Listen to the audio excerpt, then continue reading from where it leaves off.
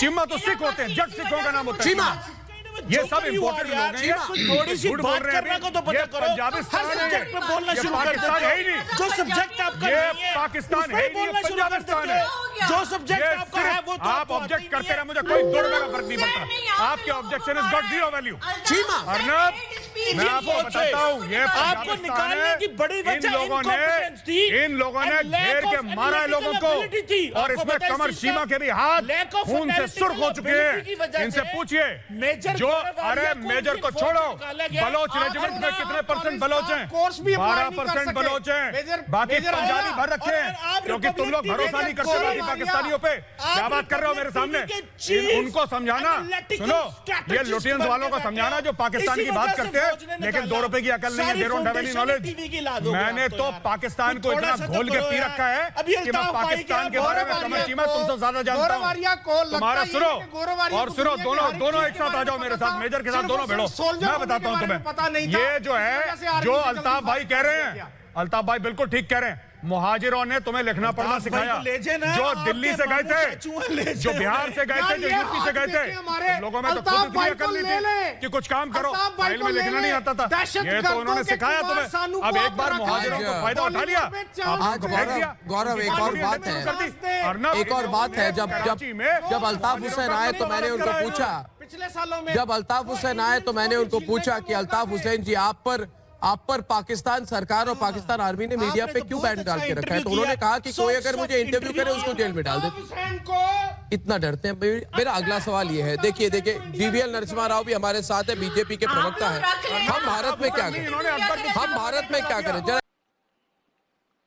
जी hello friends, जिस तरह आपको कल मैंने बताया था कि आज बात होगी मेजर गौरव आर्या और कमर चीमा साहब के साथ, और टॉपिक्स भी आपके साथ डिस्कस हुए थे कि चाइना और इंडिया के जो रिलेशंस हैं उस हवाले से, और ओवरऑल जो रीजन्स में इस वक्त डेवलपमेंट्स हो रही हैं उस हवाले से भी बात होगी। तो मेजर गौरव आर्या साहब और कमर चीमा साहब इस वक्त मेरे साथ मौजूद हैं। फर्स्ट ऑफ ऑल आप दोनों हजरात का बहुत बहुत शुक्रिया कि आपने मुझे ज्वाइन किया और टाइम दिया।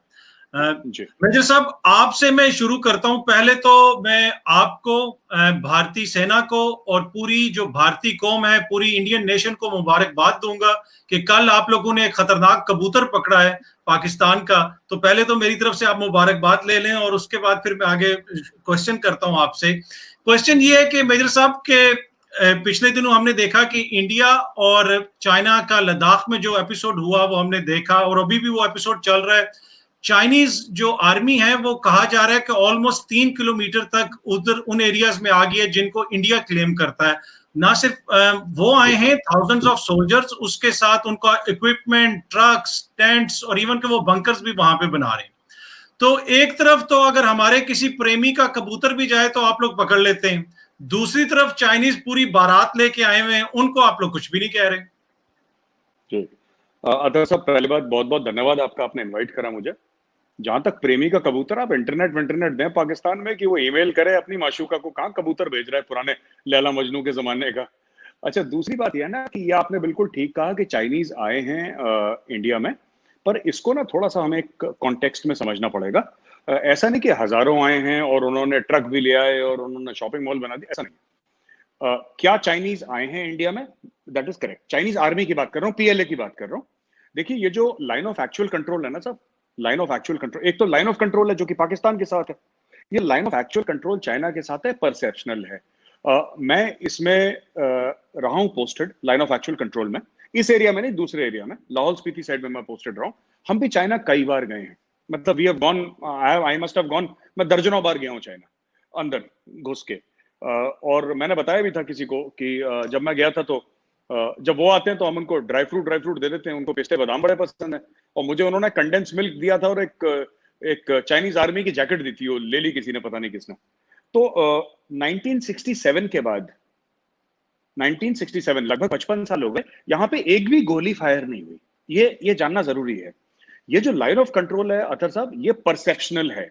हम मानते हैं कि हमारा एरिया कुछ चाइना के पास है, चाइना मानता है, उसका ही परसेप्शन है कि हमारा एरिया, तो एक मैकेनिज्म है वहां पे सॉर्ट आउट करने का। अभी रिसेंटली आपने सुना होगा, पता नहीं आपने देखा होगा कि एक इंडियन लेफ्टिनेंट गया था, वो हाथापाई करके अपने 20-30 जवान लेके चला गया चाइना के अंदर 3-4 किलो